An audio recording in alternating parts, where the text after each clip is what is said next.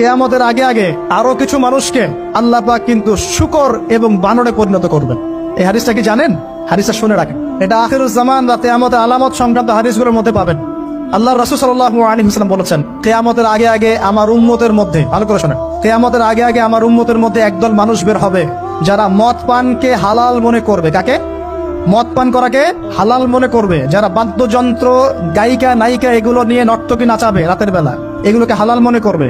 যারা অশ্লীলতা, বেহায়াপনাকে জায়েজ করে নিবে, ঠিক আছে, এরকম কয়েকটা পাপের কথা বলে নবীজি বলছেন একদিন সকালবেলা আল্লাহ পাক তাদেরকে ঘৃণিত বানরে পরিণত করবে। এটা হবে সামনে, কখন কিভাবে হবে আল্লাহ ভালো জানেন। এবার আমি কনসেপ্টে চলে আসি। এই যে পৃথিবীতে নেমে আসলাম, তাহলে আমরা কোত্থেকে আসছি ভাই? আমরা কি পৃথিবীর অধিবাসী ছিলাম?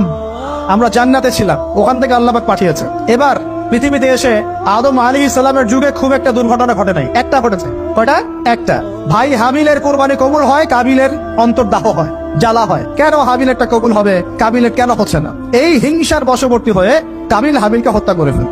হত্যা করে লাশটা দাফন করার পদ্ধতিও তার জানা ছিল না। আল্লাহ কাককে পাঠালেন, কাককে দেখে সে শিখলো। প্রথম দুর্ঘটনা হচ্ছে হাবিল কাবিলের দুর্ঘটনা। বলে রাখি, আজকেও নিজের ভাইয়ের বেশে বহু কাবিল মুসলিম সমাজের মধ্যে ঘুরে বেড়ায়। নিজের ভাইয়ের লেবাসে, পোশাকে, সুরতেই বহু কাবিল এখনো কিন্তু মুসলিম সমাজে ঘুরে বেড়ায়। তো আমরা কাবিলদেরকে কাবিলের পরিণতি সম্পর্কে সচেতন করতে চাই। হাবিল বলেছিল, তুমি যদি আমাকে মারতে আসো, আমি তোমাকে মারার জন্য হাত বাড়াবো না। হাবিল জান্নাতে যাবে আর কাবিল জাহান্নামে যাবে। কেন কাবিল জাহান্নামে যাবে? নবীজি বলেছেন, পৃথিবীর প্রথম হত্যাকাণ্ড সংগঠিত করেছে কাবিল। এই কারণে পৃথিবীতে যত খুন হবে, সমস্ত খুনের পাপের একটা অংশ কাবিলের আমলনামায় যোগ করা হবে। বলেন নাউজুবিল্লাহ। একটা কথা মনে রাখবেন, সদকায়ে জারিয়া যেমন আছে, গুনাহে জারিয়াও আছে। একটা মদের দোকান দিয়েছেন, যত মানুষ মদ খাচ্ছে, সমস্ত গোনার একটা অংশ আপনার কাঁধে আসছে। সিনেমা হল করেছেন, মানুষ সারাদিন নেকটা ছবি দেখে, নগ্ন ছবি দেখে, যত মানুষ এখানে পাপ করবে, সমস্ত পাপের একটা অংশ আপনার কাঁধে যাবে।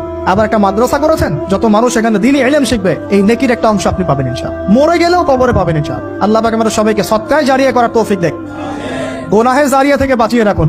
খুব খেয়াল রাখবেন, আল্লাহ পাক আমাদের হেফাজত করুন বলি আমিন। এবার ওই যুগ শেষ, নূহ আলাইহিস সালামের যুগ। এই যুগে আল্লাহর একই সুন্নাত, নূহ আলাইহিস সালাম 950 বছর দাওয়াত দিলেন, 40টা বা 80টা পরিবার ইসলাম কবুল করেছে, বাকিরা করে নাই। যারা করে নাই আল্লাহ পাক তাদেরকে ডুবিয়ে মারলেন, যারা করেছে আল্লাহ পাক উদ্ধার করলেন। সোজা কথা।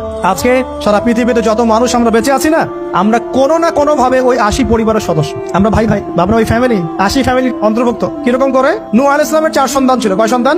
এক সন্তানের নাম হচ্ছে হাম। কি নাম? হাম। হাম ছিল একটু কালো বর্ণের। হামকে দিয়ে আফ্রিকার কন্টিনেন্টে যত মানুষ দেখছেন ব্ল্যাক স্কিনের, কালো স্কিন, এরা সবাই হামের বংশধর। মজা না বিষয়টা? মানুষের অস্তিত্ব পৃথিবীতে, ইতিহাস, এগুলো খুব ইন্টারেস্টিং টপিক।